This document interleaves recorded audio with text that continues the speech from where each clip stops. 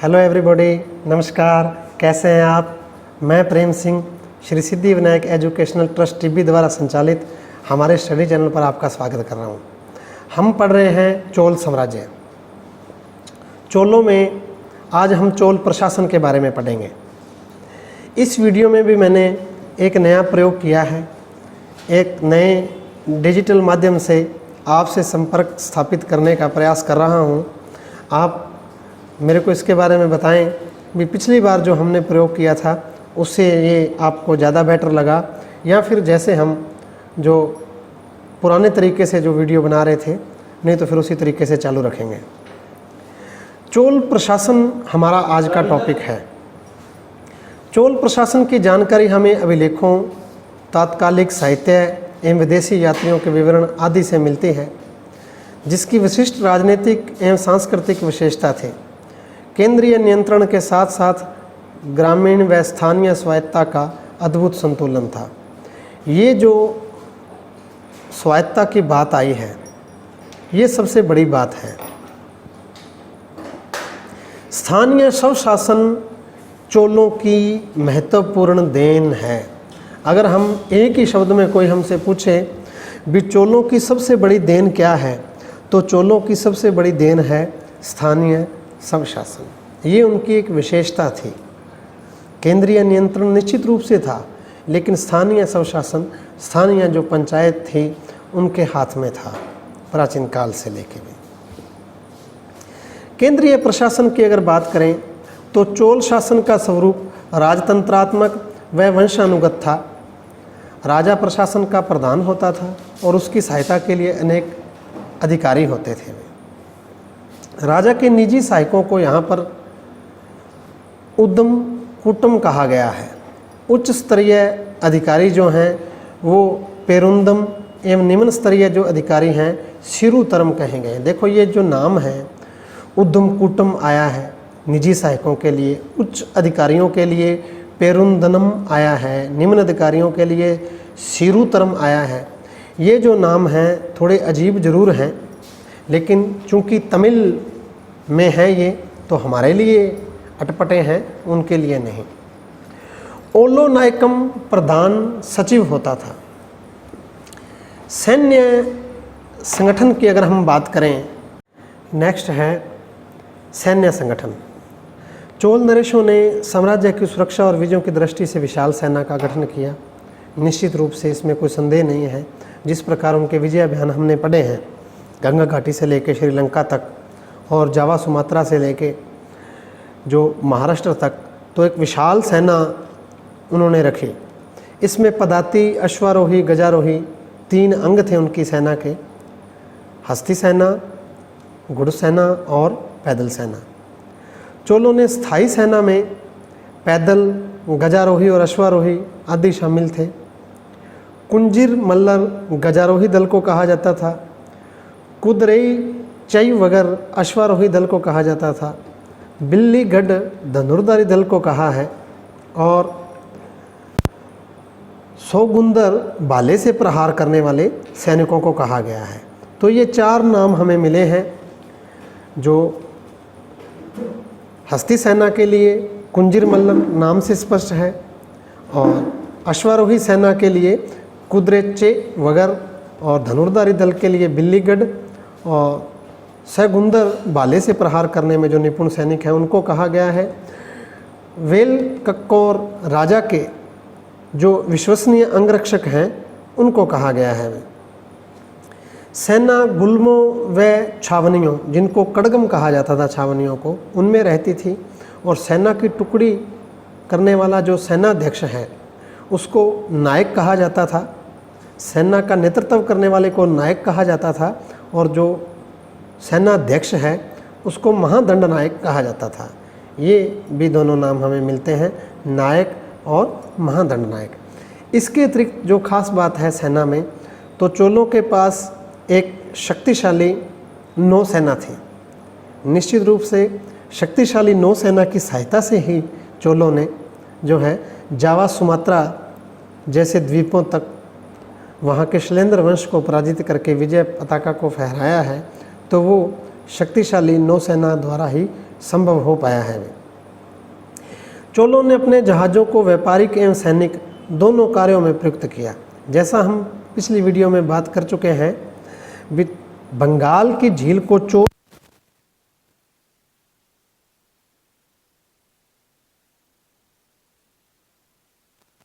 अपना नियंत्रण स्थापित किया है चोल शासकों ने, तो उनके जो जहाज़ हैं वो सैनिक और व्यापारी दोनों कार्यों में प्रयुक्त होते थे। चोल शासक राजराज प्रथम ने की जो नौसेना है उसने उत्तरी श्रीलंका, मालदीव और लक्षद्वीप को विजित किया। बाद में राजेंद्र प्रथम ने जो है गंगाई क्षेत्र, सिंहली द्वीप, बंगाल की खाड़ी के पार, जावा, सुमात्रा तक जो है विजय अभियान किए। राजेंद्र प्रथम की नौसेना जो है बहुत शक्तिशाली थी। उसने गंगा क्षेत्र, सिंहल द्वीप, जावा, सुमात्रा, मलाया तक जो अपनी विजय पताका फहराई, उसमें निश्चित रूप से सबसे बड़ा योगदान उनकी नौसेना का था। महाबलीपुरम तथा कावेरीपट्टनम ये दोनों चोलकालीन प्रमुख बंदरगाह थे। ये दोनों नाम आपने ध्यान रखने हैं, कावेरीपट्टनम और महाबलीपुरम दोनों प्रमुख बंदरगाह हैं चोलकालीन में। नेक्स्ट है न्याय व्यवस्था। राजा सर्वोच्च न्यायाधीश था। अभिलेखों में राजा को धर्मासन का अंतिम न्याय प्राप्त करने के स्थान के रूप में उल्लेख है। जहाँ पर राजा धर्मासन भट्ट जो स्मृति शास्त्र ज्ञाता ब्राह्मण विद्वान होता था की सहायता से न्याय करता था। राजा का न्यायालय सर्वोच्च न्यायालय था और वहाँ उसका सहायक था धर्मासन भट्ट जो स्मृति शास्त्र का ज्ञाता एक ब्राह्मण हुआ करता था। वे न्याय के लिए नियमित न्यायालयों का गठन किया गया और ग्राम न्यायालय जो थे उनका भी गठन जातीय पंचायत के आधार पर किया गया था। गांव में जो न्यायालय थे तो वहाँ अलग अलग जातियाँ जो थी, दो ही जातियाँ हमें दक्षिण में मिलती हैं, दो वर्ण मिलते हैं। जैसे उत्तर भारत में हम क्षत्रिय, वैश्य, शूद्र और ब्राह्मण इन चारों वर्णों की बात करते हैं, तो ऐसा सिस्टम एज इट एज हमें साउथ में नहीं मिलता है। वहाँ दो भागों में विभक्त था समाज, एक ब्राह्मण और एक गैर ब्राह्मण, मुख्यतः दो मिलते हैं हमें। तो ब्राह्मणों की अलग पंचायत थी और गैर ब्राह्मणों की अलग। जातीय आधार पर जो है पंचायतों का विधान था। छोटे विवादों पर स्थानीय निगम निर्णय देते थे और चोलों की दंड व्यवस्था आर्थिक दंड और सामाजिक अपमान के दंड का विधान मुख्यतः था। प्राय आर्थिक दंड काशु के रूप में देना पड़ता था। तो ये इम्पोर्टेंट चीज़ आई है, काशु किसे कहा गया है? सोने के सिक्के को। तो आर्थिक दंड और सामाजिक तिरस्कार जो है ये मुख्यतः प्रचलन में था और सोने के सिक्कों के रूप में जो दंड है वो हमें भरना पड़ता था। नेक्स्ट है राज्य की आय का स्रोत। तो प्रमुख स्रोत जैसा राजतंत्र में हुआ करता है भू राजस्व था। चोलों का भी आय का प्रमुख स्रोत भू राजस्व था और भूमि का भू राजस्व निर्धारित करने से पहले भूमि का सर्वेक्षण, वर्गीकरण व नापजोख जो है लेखा जोखा पूरा करवाया था। वे राजराज प्रथम व कुलोत्तुंग के पैर की लंबाई की माप ही भूमि मापने की इकाई बनी। अब ये अगर क्वेश्चन आ जाए भी चोल काल में भूमि को मापने की इकाई क्या थी, तो राजराज प्रथम के पैर की जो लंबाई थी, मतलब एक कदम में जितनी दूर वो चलते हैं, प्राय एक गज कह देते हैं अपने उसको, तो वो ही नाप की इकाई थी। और फिर उसके बाद जो हमने लास्ट में कुलोत्तुंग प्रथम को हमने पढ़ा है, उसके भी पैर की जो लंबाई थी वही भूमि की माप मानी गई। कुलोत्तुंग प्रथम ने दोबारा से भू सर्वेक्षण करवाया था, भूमि की नाप करवाई थी और नए सिरे से जो है करों का वर्गीकरण किया था, निर्धारण किया था।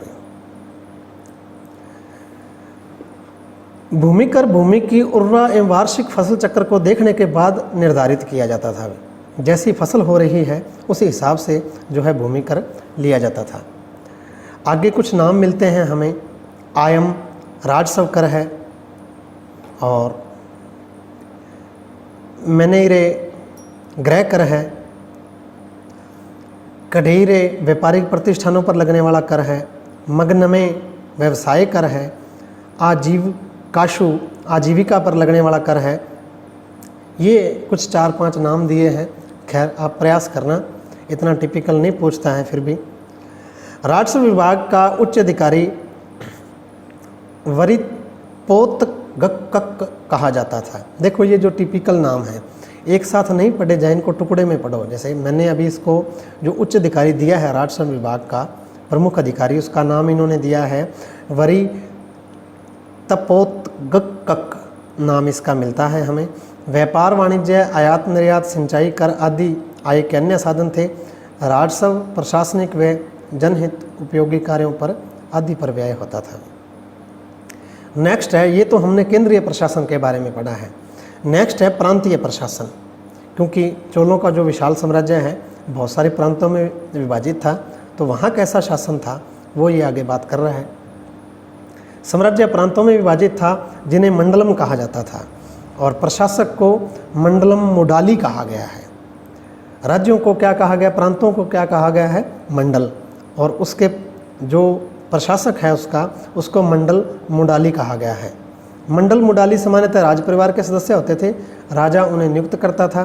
प्रांतों के अपने अधिकारी, सेना और अपने न्यायालय होते थे वे। प्रांतों का विभाजन आगे वलनाडु, जिसको कोट्टम भी कहा गया है, नाडु, जिला, कुर्रम, गांवों का समूह और ग्राम, तो ये एक इकाई बन गई।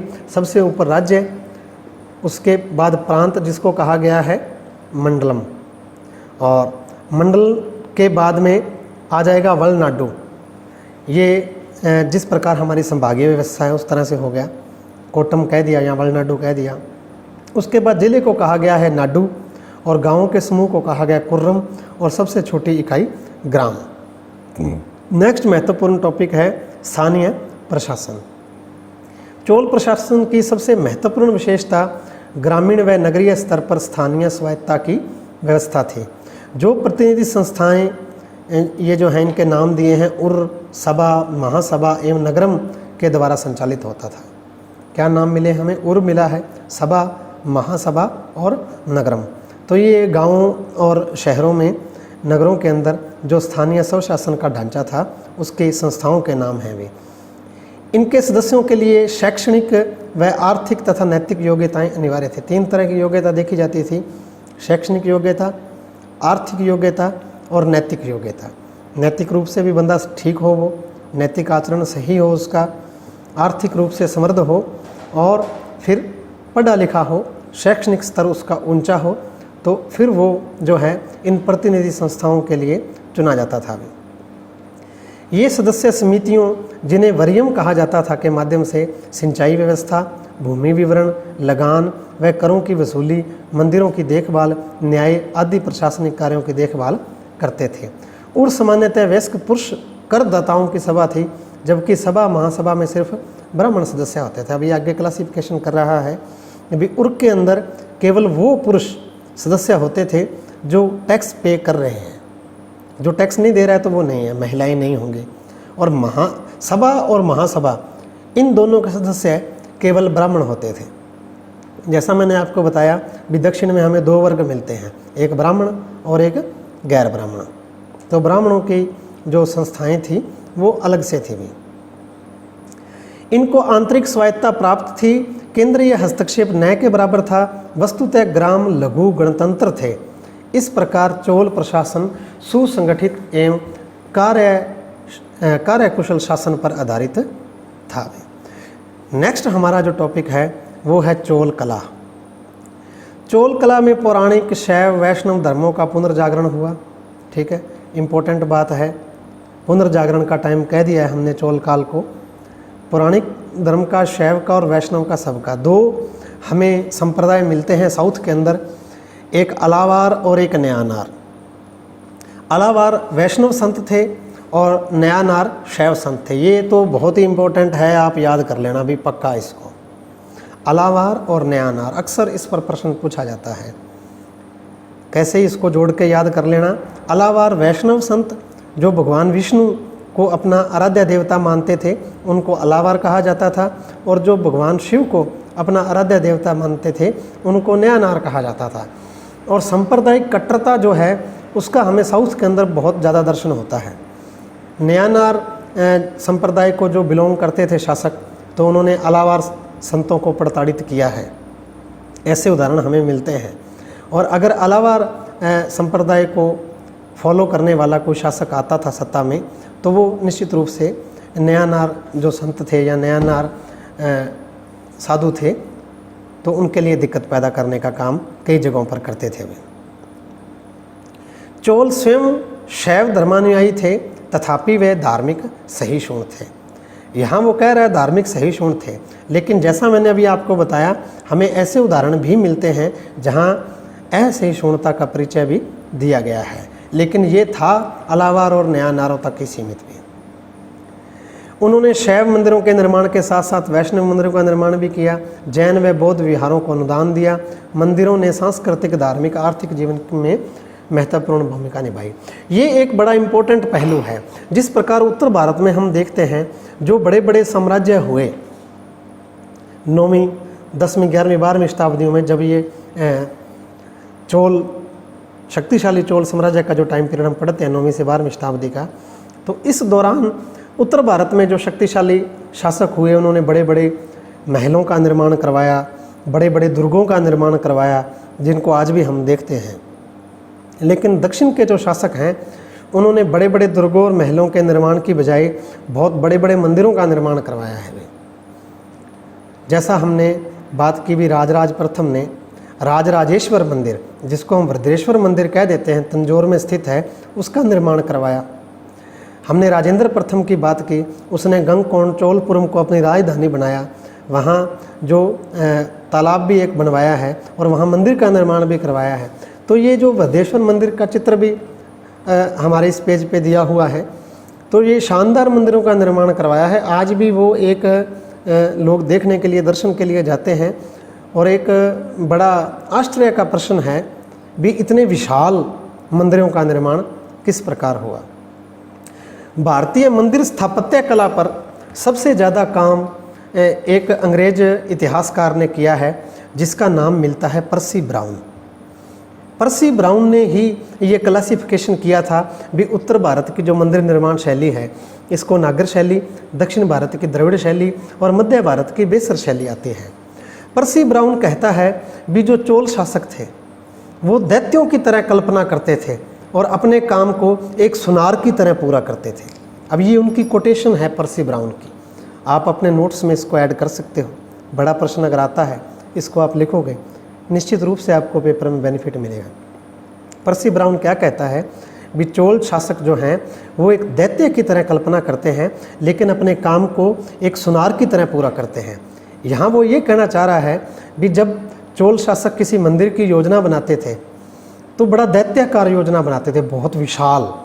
अब इतनी विशाल वो योजना बनाते थे दक्षिण के शासक, तो लगता था भी इसको जब पूरा करेंगे तो इतना अच्छे से पूरा नहीं हो पाएगा, जल्दबाजी में काम हो जाएगा। लेकिन जब वो उन मंदिरों का निर्माण करते थे तो एक एक पत्थर के ऊपर इतनी बारीक नक्काशी और इतना सफाई का काम हमें मिलता है, हमें देखने से ऐसा प्रतीत होता है भी निश्चित रूप से इन शिलाओं का निर्माण जो है किसी संगतराश ने नहीं, किसी सुनार ने किया है। तभी वो ये कोटेशन यहाँ पर दे रहा है।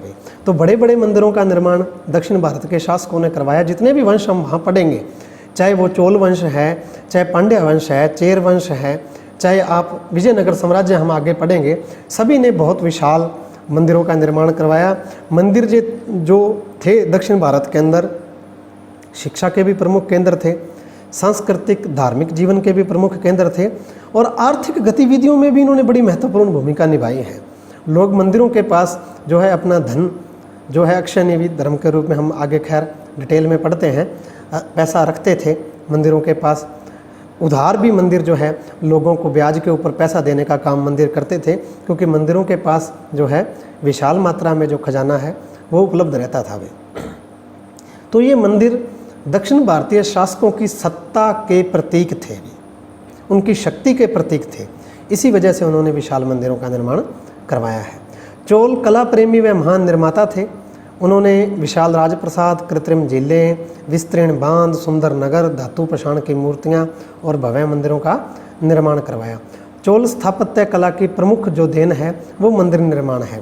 और इनका निर्माण द्रविड़ शैली, जैसा मैंने बात की, द्रविड़ शैली के अंतर्गत हुआ है, और द्रविड़ शैली को बहुत उन्नत अवस्था तक चोल शासकों ने पहुंचाया है।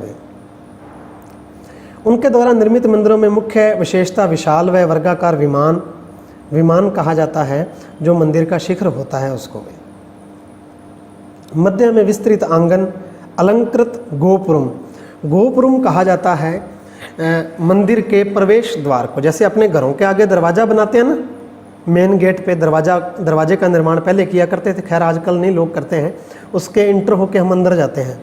यहाँ अपने इलाके के अंदर, यहाँ हनुमान गंगानगर में जो विशाल गुरुद्वारा साहिब बने हुए हैं, तो उनके बाहर दरवाज़ा बना होता है, उनको हम पंजाबी में दर्शनी ड्योढ़ी कह देते हैं।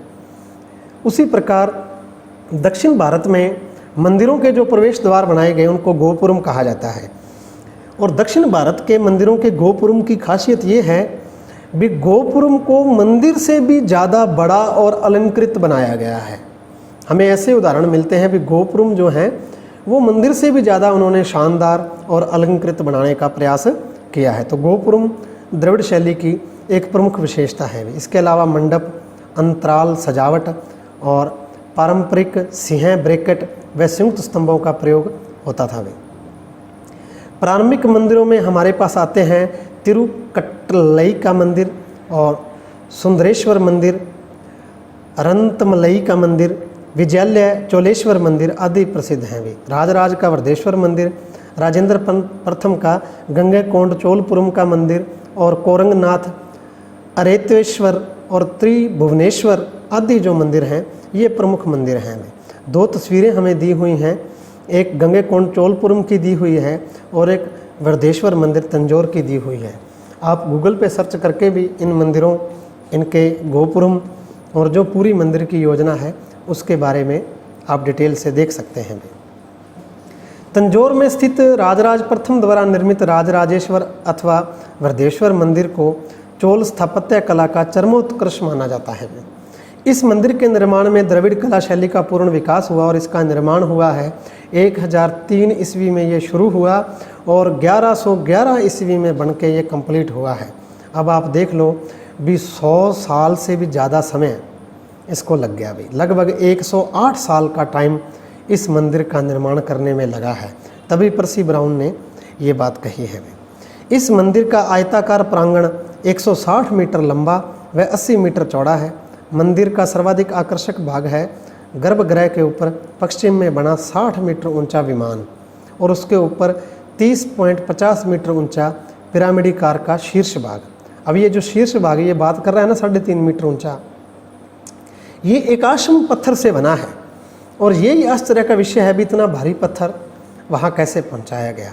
तो पूरा डिटेल में जब हम पढ़ते हैं तो हमें पता चलता है भी इस मंदिर के विमान का निर्माण करने के लिए इस मंदिर के बराबर 60 मीटर ऊंचा जितना इसका विमान है, इतनी ऊंचाई का एक टीला रेत का बनाया गया और फिर उसके ऊपर यूं ढाल बना के और हाथियों की मदद से भारी पत्थरों को ऊपर तक पहुंचाया गया है।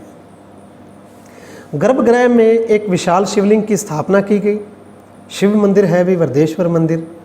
पर्सी ब्राउन ने तंजौर के वर्धेश्वर मंदिर के विमान को भारतीय वास्तुकला का निष्कर्ष माना है।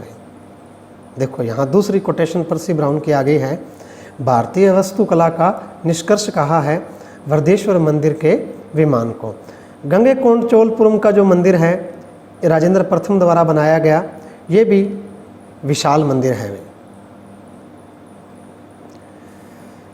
इस काल के कुछ अन्य मंदिरों में तंजौर में स्थित द्वार समुद्र का इरेताश्वर मंदिर व त्रिभुवन का मंदिर भी प्रमुख हैं। नेक्स्ट अगर हम बात करें तो कंपेश्वर मंदिर उल्लेखनीय है। ये चोल कला का इंडो चीन तथा सुदूर पूर्व के देशों पर भी प्रभाव पड़ा है, जिसका उदाहरण अंकोर वाट का महान मंदिर है। अंकोर वाट का जो मंदिर है वो भी जो है द्रविड़ शैली जो चोल कला के समय उत्कर्ष पर पहुंची है इससे प्रभावित है। वे स्थापत्य के साथ साथ तक्षण कला के क्षेत्र में भी कलाकारों ने सफलता प्राप्त की है। हमें ब्रह्मा, विष्णु, नटराज, राजा रानियों आदि की पाषाण, कंस्य व अष्टधातु की मूर्तियां प्राप्त होती हैं। वे इस काल की मूर्तियों में नटराज शिव की कंस्य मूर्ति विशेष उल्लेखनीय है। आपने नटराज की मूर्ति किसी फोटो पर या वैसे देखी होगी जो तांडव करते हुए शिव की नृत्य मुद्रा के अंदर जो मूर्ति है नटराज की मूर्ति कांस्य की बनी हुई, वो इस युग की देन है। वे इस शिव मूर्ति के अलावा पार्वती, स्कंद, कार्तिकेय एवं गणेश, शैव देवताओं की मूर्तियां कांस्य द्वारा बनाई गई। वे मूर्तिकला निर्माण कला की सहायक कला के रूप में भी विकसित, मंदिरों की दीवारों एवं छतों पर इसका प्रचुर मात्रा में प्रयोग हुआ है। चोल चित्रकला पल्लव पांडव शाखा का ही विकसित रूप है। अगर चित्रकला की बात करें, भित्ति चित्रकला के अंतर्गत वृद्धेश्वर मंदिर की दीवारों पर अजंता की चित्रकला से प्रभावित धार्मिक चित्रकारी की गई है। राजराज प्रथम ने अपने शासन के दौरान चोल अभिलेखों का प्रारंभ ऐतिहासिक प्रशस्ति के साथ करवाने की प्रथा की शुरुआत की। उसने शैलेंद्र शासक श्रीमार विजय तुंग वर्मन को नागपट्टम में चूड़ामणि नामक बौद्ध विहार बनाने की अनुमति दी और इसके साथ ही निर्माण में आर्थिक सहायता भी दी। तो बहुत सारे अभिलेख भी हमें चोलों के प्राप्त होते हैं। वे नेक्स्ट है चोल साहित्य। चोल शासक शिक्षा एवं साहित्य के संरक्षक थे। मंदिर तथा ग्राम महासभाएं शिक्षा का केंद्र थी। तमिल व संस्कृत भाषा का प्रचलन था। तमिल को राजाश्रय प्राप्त था। कंबन ने, ये अब कंबन राइटर का नाम है, वे कंबन ने रामावतार नामक ग्रंथ की रचना की है तमिल भाषा के अंदर। कंबन कुलोतुंग तृतीय के दरबार में रहते थे और इनके काल को तमिल साहित्य का स्वर्ण काल कहा जाता है। भी ये अब इम्पोर्टेंट प्रश्न निकल के आता है भी, तमिल साहित्य का स्वर्ण काल किसे कहा जाता है? कंबन के काल को। और वो किसके समय में हुए हैं? कुलोतुंग तृतीय के टाइम में हुए हैं। भी आगे हमें बहुत सारे अन्य राइटरों के नाम मिलते हैं, जिनमें पाबंदी नान्नौर के व्याकरण ग्रंथ हैं, अमुदनार का रामानुज नुरुंदादी है, वगैरह वगैरह बहुत सारे ग्रंथ मिलते हैं। वे जैन ग्रंथ में जीवक चिंतामणि, बौद्ध ग्रंथों में कुंडलकेशी आदि इम्पोर्टेंट हैं। रामानुज, यमुनाचार्य एवं ऋग्वेद पर भाष्यकार वैकट माधव आदि संस्कृत ग्रंथों की रचना की गई। जो रामानुजाचार्य हैं,